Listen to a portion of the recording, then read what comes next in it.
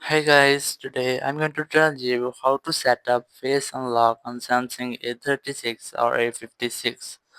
If you are using A36 or A56 and now you want to set up your face unlock on your device, so let's see how can you do this. First of all, you must have to open your phone settings. In settings, just scroll down and look for password and security or security and privacy. Just look up for it. Then select it. Then select lock screen from here, and here just select face recognition, and here you must have to select face recognition, but if you won't have any pin or password you can easily select from here. I'm going to select pattern or face recognition, and here just create a pattern,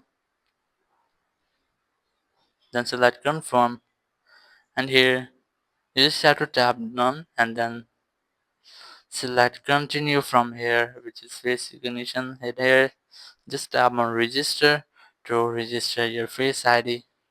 Just wait for it. So after that you just have to complete the process, and then you can easily add face to your phone.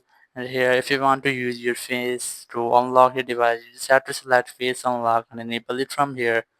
And here are some more settings, you can easily enable that, and that's how you can easily set up face unlock on your Samsung A36 or A56. Thank you very much for watching the video. Until next video, bye bye.